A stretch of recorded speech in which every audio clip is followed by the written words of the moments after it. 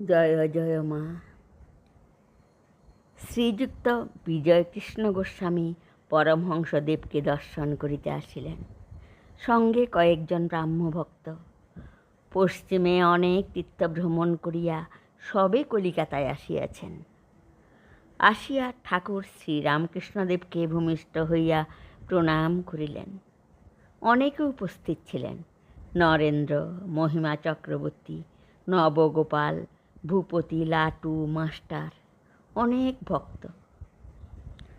মহিমা চক্রবর্তী কহিলেন, মহাশয়, অনেক তীর্থ করে এলেন, অনেক দেশ দেখে এলেন, এখন কি দেখলেন বলুন? বিজয় শ্রীরামকৃষ্ণের পাদমূলে পতিত হইলেন ও নিজের বক্ষে চরণ ধারণ করিয়া কহিলেন, এখানেই 16 আনা।